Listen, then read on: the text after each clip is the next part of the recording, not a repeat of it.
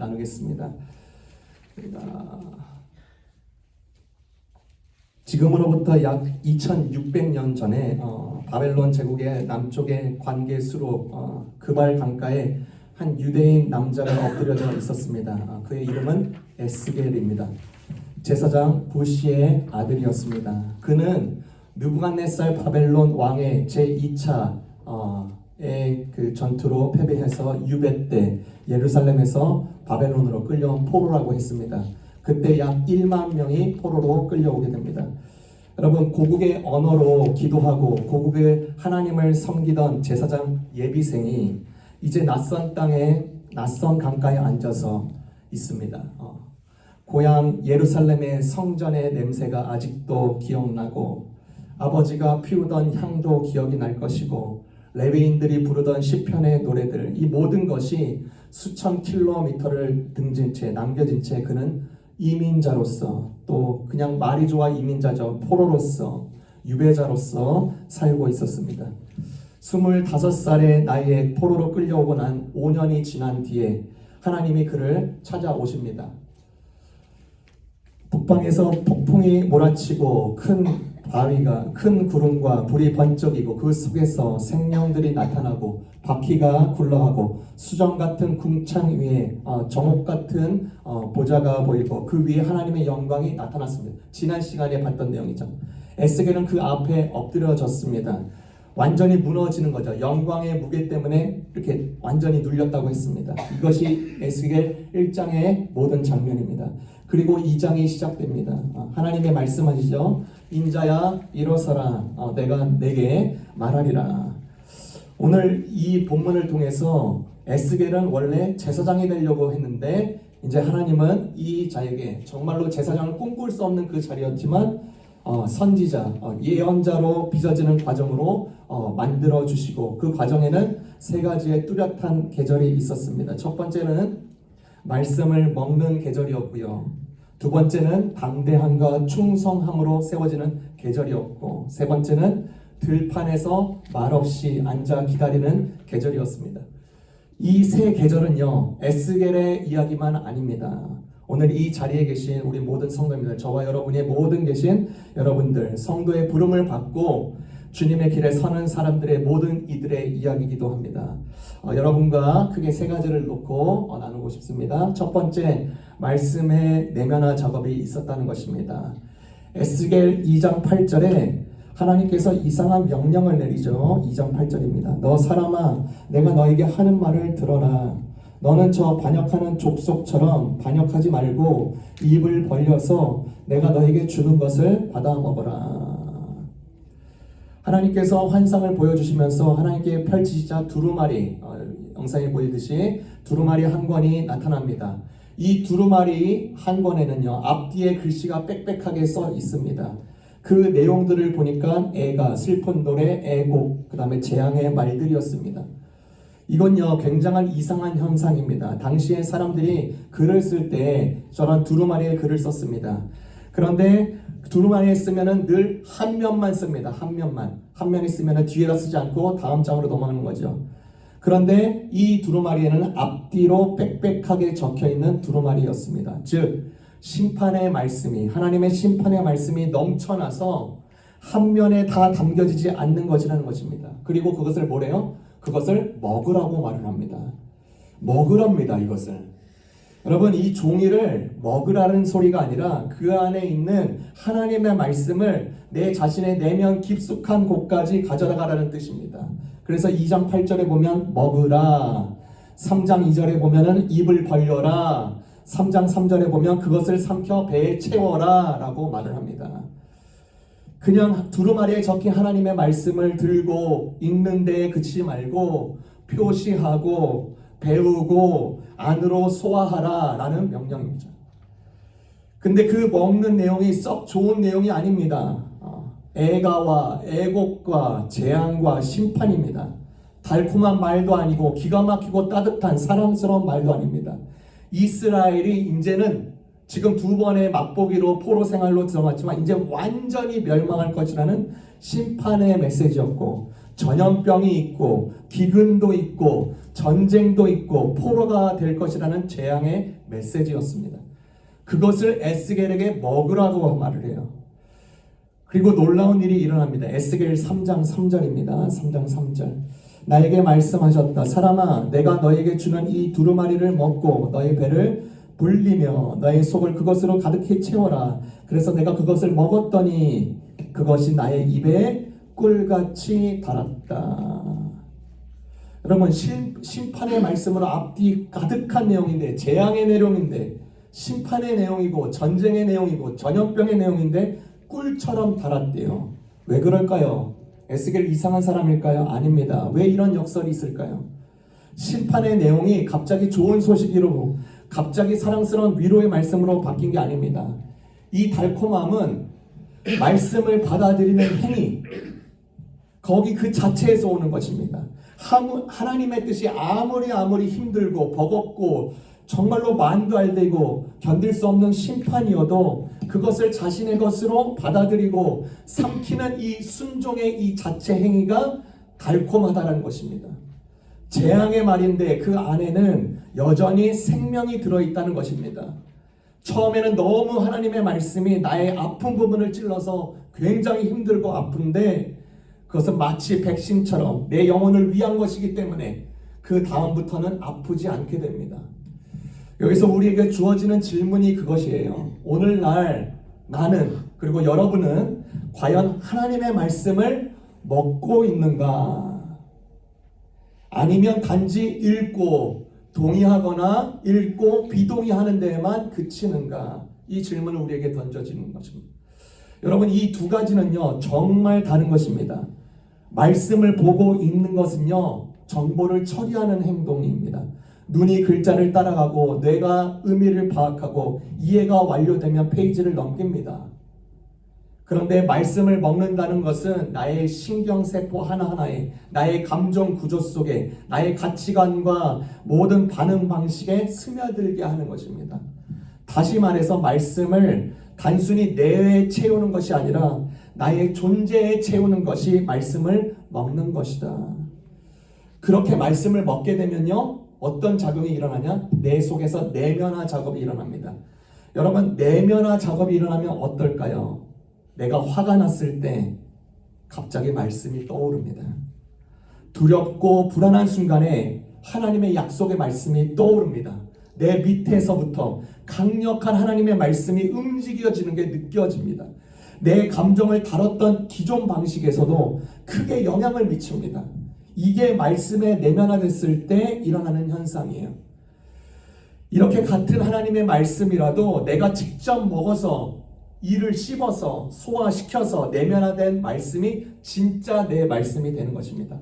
그걸 원어로 레마라고 해요. 레마. 그리고 우리에게 주어진 이 모든 말씀, 이 말씀은 로고스라고 합니다. 다시 말해서 로고스에서 머무는 것이, 이 하나님의 말씀이 그냥 단순히 읽고 그냥 받아들이는 것 자체, 로고스에서 머무는 것이 우리의 목표가 아니라 지금 에스겔에게 명령한 하나님의 본문대로 우리가 각자가 먹은 말씀, 즉 레마로 드러나길 원하시는 것입니다. 제가 뉴욕에 목회자면서 또 교단 전체 총무까지, 총회 업무까지 이렇게 같이 하는 일을 맡았습니다. 교단 총회 업무 중에는 재정의 업무도 같이 보게 되었습니다. 제가 한때 그 중에서 일할 때 제가 30만 불을 계좌에서 인출하여서 다른 은행에 넣어야 되는 업무를 맡게 되었습니다. 그 큰 돈을 직접 가지고 차를 타고 무척이나 조심스럽게 다른 은행으로 이동하는데 저도 모르게 목에 힘이 들어갑니다. 그리고 은행에서 지점장이 직접 저를 인솔 해주고 맞아주는데 큰 돈을 가지고 온 손님이니까 지극정성을 다해줍니다. 선물도 갖다 주고 맛있는 차도 갖다 주고, 그쵸? 저 사람 VVIP구나. 여러분, 제 돈도 아닌데 저도 모르게 우쭐해줍니다.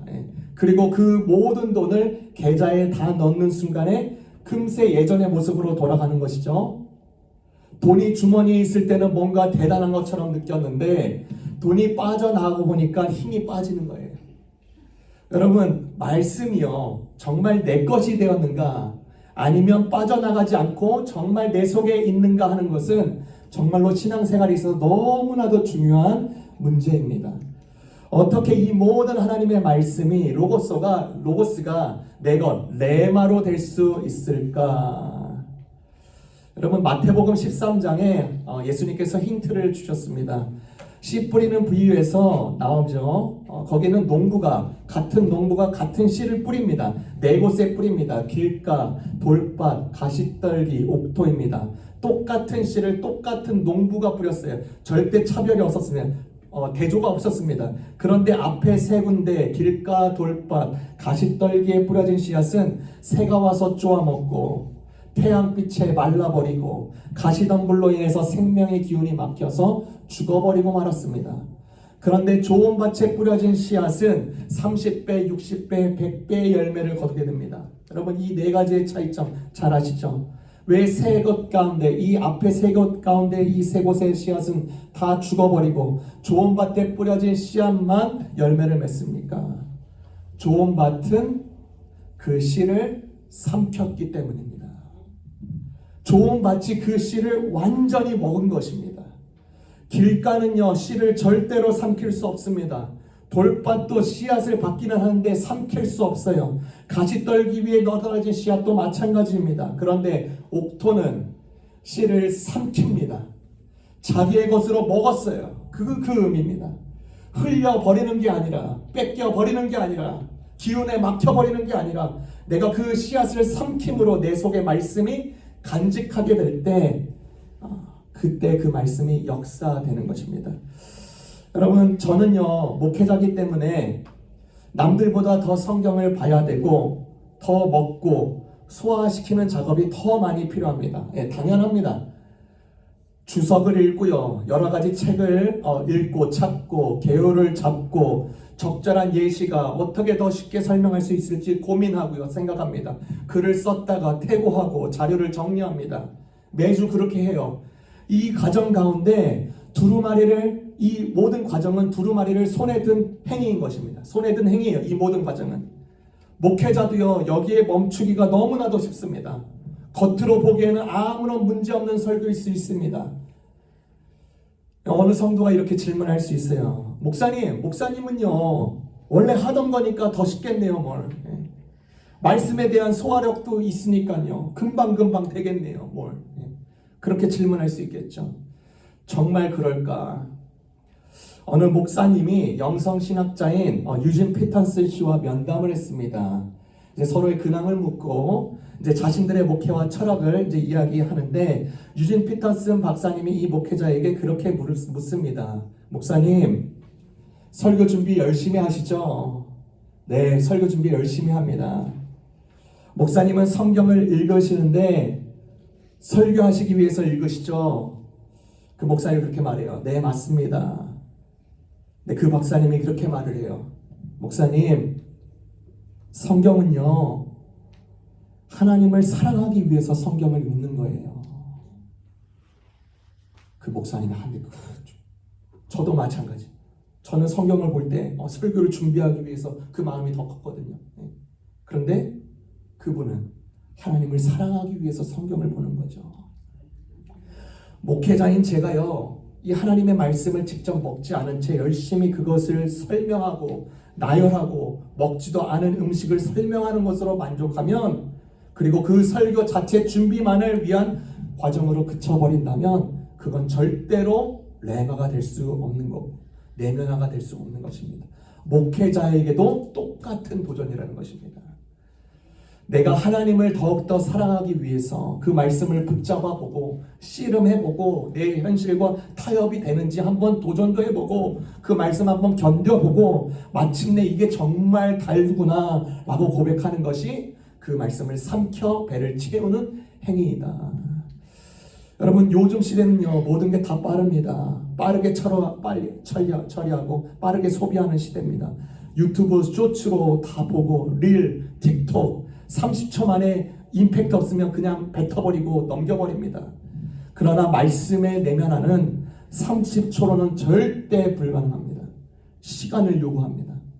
삼키고 내 안에서 이 위에가 섞이면서 소화시키는 충분한 시간, 그 다음에 어떤 사건과 또 만나야 되고, 그렇죠? 적용돼야 되고, 씨름을 요구하고, 때로는 고통을 요구합니다. 여러분, 여러분의 삶에서 하나님의 말씀이 여러분의 반응 방식을 바꾼 경험이 있습니까? 누군가에게 화가 나려는 순간에 이 내가 삼켰던 이 말씀으로 인해서 마음이 떠올라 여러분을 멈추게 한 경험이 있습니까? 두려움과 막막한 미래만 보이는 그 밤에 하나님의 약속의 말씀이, 내가 삼켰던 그 약속이 내 안에서 솟아올라서 큰 위로가 되었던 경험이 있습니까? 그것이 말씀의 내면화입니다. 에스겔이 경험했던 달콤함과 똑같은 거예요.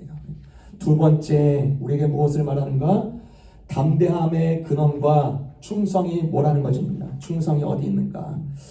에스겔이 이제 두루마리를 삼킨 후에 하나님은 그에게 사명을 재확인시키면서 놀라운 약속을 해주십니다.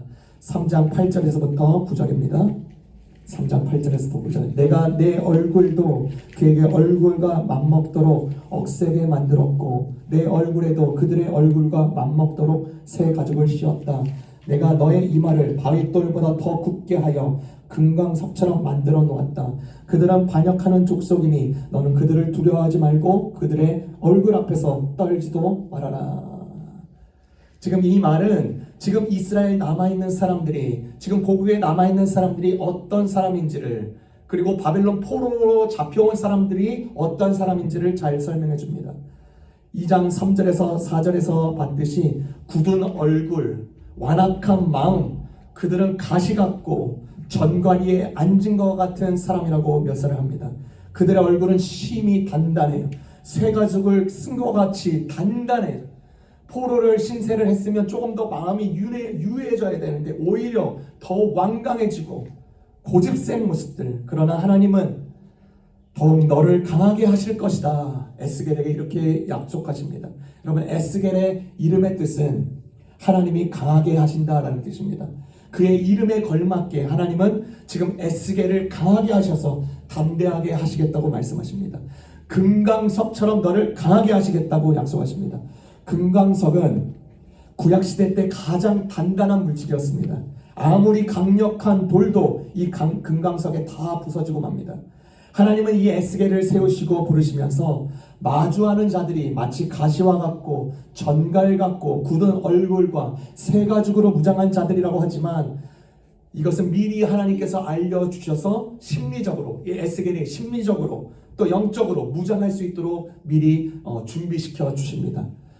두려움의 부재가 있기 때문에 담대해지는 것이 아니라 두려움의 요소가 있지만 그 미리 나타날 그 두려움의 요소들을 보면서 나아가라고 하나님은 말씀해 주십니다. 당시 시대 때 그 민족들이 얼마나 냉소가 넘쳤는지 모릅니다. 하나님이 우리를 위하신다고, 야 너나 믿어라. 패배주의. 하나님이 우리를 버리셔서 우리는 완전히 패배했다. 그리고 하나님이 우리를 완전히 버리셨다라고 굳게 믿고 있는 포로자들과 지금 남아있는 이스라엘 백성들에게 무슨 하나님의 말씀이 먹히겠습니까? 완전히 쇠가죽으로 단단히 빗장을 건 상태였습니다. 그런 자들에게 에스겔을 보내십니다. 여러분, 모든 인간은요 많은 영역에서 두려움을 겪습니다. 갖가지 두려움이 옵니다. 두려움의 그 갈고리에 한번 걸리면요 내 멘탈이 흔들리고 신앙도 흔들리고 평상시 업무도 흔들립니다. 두려움이 가져다주는 힘은요 너무나도 세요. 여러분, 두려움이 없어진 상태가 돼야지 좋고 원점이 없어진 상태가 돼야 내가 담대해지는 건 아닙니다. 두려움이 있지만 그 두려움 가운데 내가 담대함을 주는 원천이 있다는 것입니다.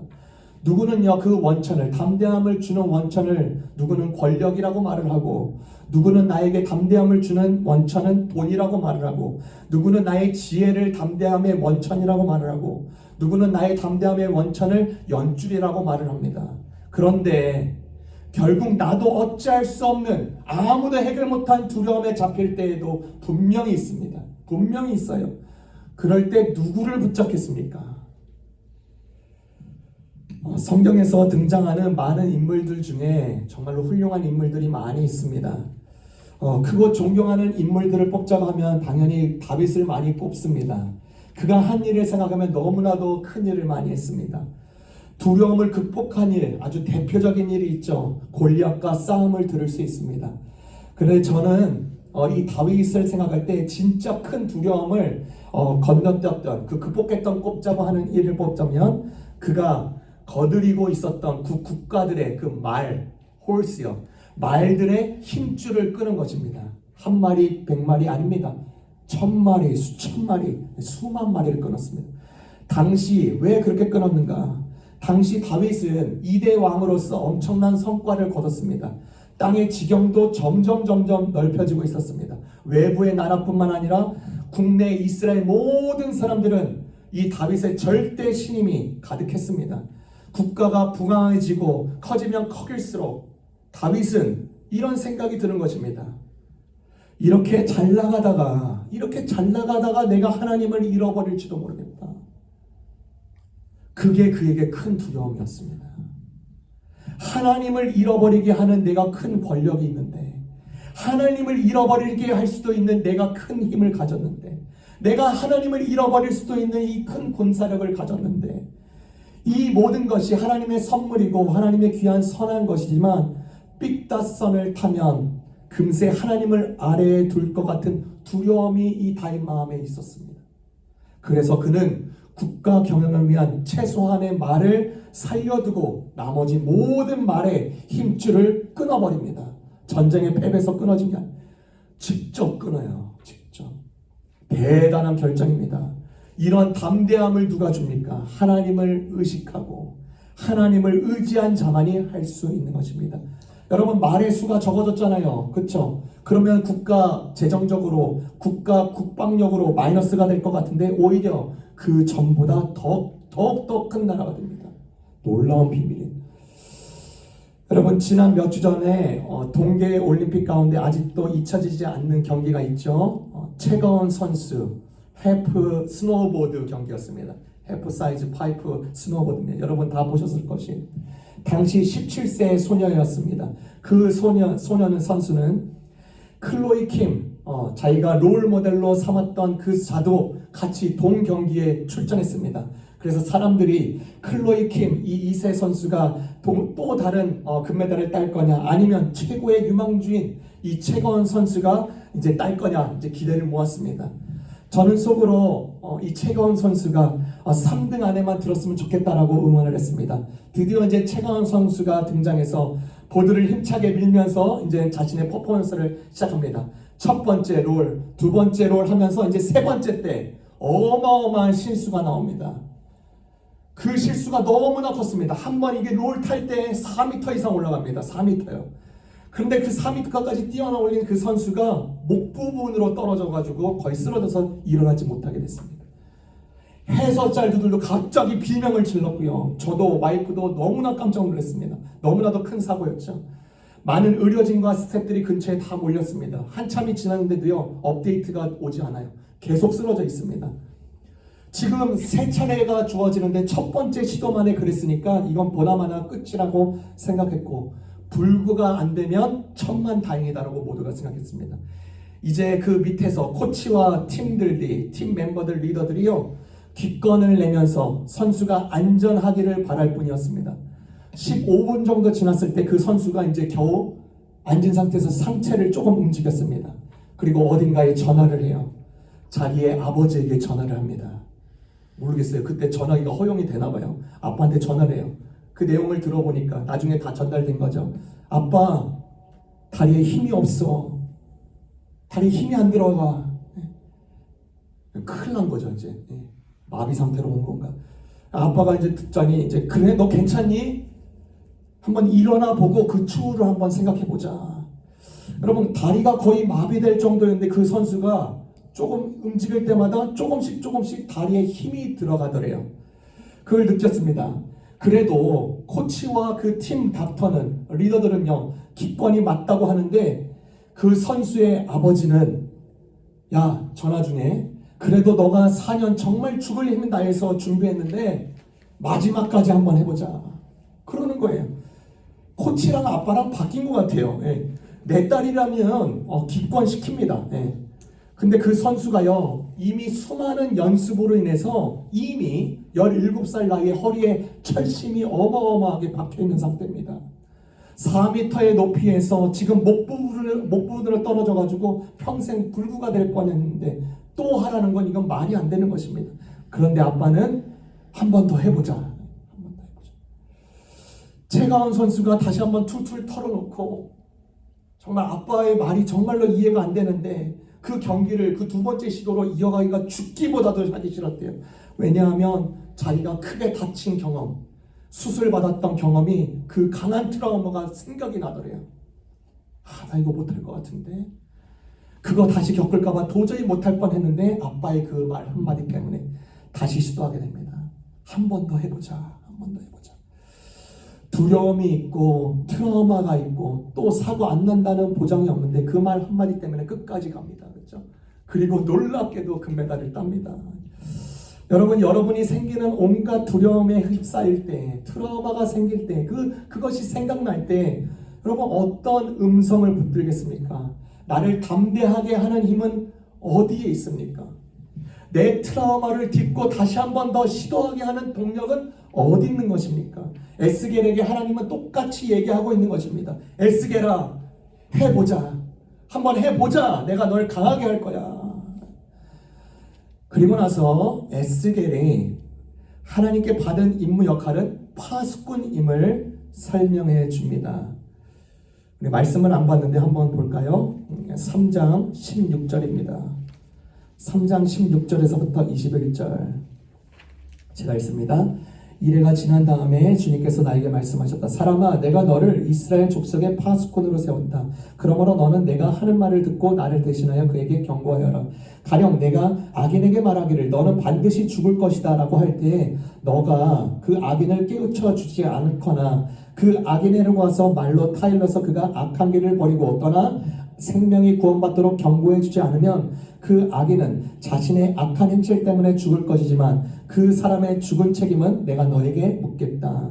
그러나 너가 악인을 깨우쳐 주었는데도 그 악인이 그의 악한 행실과 그릇된 길을 버리고 돌아서지 아니한다면 그는 자신의 악행 때문에 죽을 것이다. 그러나 너는 너의 목숨을 보존할 것이다. 또 만약 의인이 지금까지 걸어온 올바른 길에서 떠나서 악한 일을 할 때에는 내가 그 앞에 올무를 놓아 그 의인 역시 죽게 할 것이다. 너가 그를 깨우쳐 주지 않으면 그는 자기가 지은 죄 때문에 죽을 것이다. 그리고 그가 이미 행한 의로운 행실은 하나도 기억되지 않을 것이다. 그러나 그 사람의 죽은 책임은 내가 너에게 묻겠다. 여러분, 이 내용을 들으면 아주 쉬운 내용이 있습니다. 군대에 갔다 온 분들은 다 이해하기 쉽습니다. 군대에서 밤에 보초를 세웁니다. 보초, 굉장히 어설픈 보초인 것 같죠? 보초를 왜 세우는가? 군대 안에는 많은 무기와 탄약과 장비와 군인들이 있기 때문에 적들이 밤에 군부대 안에 침입할 수가 있습니다. 그러니까 모든 군인들이 보초를 쓰는데 다 힘을 쓸 수 없으니까 돌아가면서 보초를 세워두고 부대는 잠을 잡니다. 모든 부대원들은 자기들의 무기와 생명을 보초서는 이 사람에게 맡겨놓고 잠을 잘 수 있는 것입니다. 부대장도 잘 수 있는 것이에요. 장교도 잘 수 있는 것입니다. 보초가 밤에 망을 보는데 적이 움직이고 쳐들어오는 것을 보게 되면 자기 혼자 그 적들을 다 물리칠 수 없습니다. 그 보초가 다 어떻게 다쳐요. 그 자리에서 단순히 비상을 걸고 상부에게 보고를 하면 되는 것입니다. 이것만 하면 보초로서의 사명을 다하는 것이에요. 부대원들도 얼마든지 그 보초의 경고가 들렸을 때 자기네를 빨리 준비해서 생명을 지킬 수 있게 되는 것입니다. 밤에 쳐들어온 적을 어떻게 물리치느냐 하는 것은요, 최고 책임자가 결정을 내린 문제입니다. 보초의 임무가 아닌 것이에요. 보초의 임무는 경고를 알리는 것이다. 그런데 만일 이 보초가 게을러서 망도 제대로 보지 않고 잠을 자고 있다가 부대가 뚫려버리면 그 부대는 한순간에 손을 쓰지도 못하고 쑥대밭이 되어버리고요. 동료들은 준비도 못한 채 개죽음을 당하게 됩니다. 3장에 나와 있는 이 본문이 지금 그 내용입니다. 파수꾼의 역할은 하나님의 말씀을 바로 전하고 바로 듣는 것이다라고 말을 합니다. 파수꾼의 책임은 뭐예요? 경고이지 결과가 아니라는 것입니다. 보초의 성공 여부는 성을 지켰느냐가 아니라 나팔을 불었느냐라는 것입니다. 나팔을 불었을 때, 불어야 될 때 너가 나팔을 불었느냐. 적이 오는 것을 보고 나팔을 불었으면 성이 함락되어도 보초의 책임은 끝납니다. 반대로 나팔을 불지 않으면 그 핏값을 그 보초에게 찾습니다. 에스겔을 부르셔서 그에게 사명을 주실 때 너무나도 큰 부담이 될 것이에요. 아까 말했듯이 가시와 같고 전갈과 같고 쇠가죽으로 굳은 마음 안구한 사람들, 이런 사람들을 상대해야 되는데 얼마나 부담이 되겠습니까? 그러나 하나님은 에스겔에게 사람을 바꾸라는 명령을 내리지 않습니다. 단지 경고하라라는 것입니다. 그게 임무예요. 하나님은요, 성공한 종이 아니라 충성된 종을 원하고 찾고 계시는 것입니다. 이건 어떻게 보면요, 교회 지도자나 또 리더십들에게 해방을 주는 원리입니다. 종종 목회의 결실로 목회자들을 평가하곤 합니다. 몇 명이 회심했는가? 몇 명이 변화되었는가? 교회가 어떻게 성장했는가? 그런데 에스겔의 이 말씀은, 메시지는 아주 단순합니다. 당신이 바른 말씀을 전했다면 당신은 충성한 것입니다. 결과는 하나님의 영역이라는 것입니다. 결과에 대한 집착과 번아웃이 일어날 수 있는 그 하나님의 섬세함과 보호의 원칙인 것이죠. 그러면 여러분에게 묻겠습니다. 여러분의 집안에선 누가 영적인 경비원입니까? 누가 여러분의 가정에서 영적인 경비원이 됩니까? 누가 여러분의 집에서 영적인 파수꾼입니까? 없다면요. 없다면 이 말씀을 듣는 여러분의 각자가 보초이고 파수꾼입니다. 들은 하나님의 말씀을 전하고, 변화시키라는 거 아니에요. 전하고, 생각난 하나님의 말씀을 같이 공유하고, 내가 씨름했던 하나님의 말씀을 나누면 보초의 역할인 것입니다. 빛을 비추는 것은 우리의 책임인데 길을 선택하는 것은 그 받는 당사자의 책임이다. 여러분, 우리는요, 전쟁의 승패를 좌지우지하는 최고의 사령관으로 부름을 받은 게 아니라 그저 나팔을 부는 보초들로 부름을 받았다. 하나님은 그 결과에 대한 책임을 짓지 아니하시고 책임을 묻지 아니하시고 그저 그 신실함에 대한 책임을 물으십니다. 지금 이제 그 보초의 역할을 받고 출발하라고 하는 것이죠. 마지막입니다. 침묵의 들판의 시즌이 있다는 것이죠. 에스겔의 마치 임직식, 이제 하나님의 부름을 받은 임직식이 마쳐졌습니다. 하나님의 영광을 직접 받습니다. 두루마리를 먹었습니다. 보초로 세움을 받았습니다. 금강석 이마에 약속을 받았습니다. 이제 모든 위임이 완료됐습니다. 이제 나가서 하나님의 말씀을 전하면 됩니다. 그런데 반전의 일이 일어납니다. 3장 22절 3장 22절 거기서 주님의 말씀 능력이 내 위에 내렸다. 주님께서 나에게 말씀하셨다. 일어나 들로 나아가라. 거기에서 너에게 할 말이 있다. 25절 26절 너 사람아, 사람들이 너를 밧줄로 묶어 놓아서 너가 사람들에게로 나가지 못할 것이다. 더욱이 내가 내 혀를 입천장에 붙여 너를 말 못하는 사람으로 만들어서 그들을 꾸짖지도 못하게 하겠다. 그들은 반역하는 족속이기 때문이다.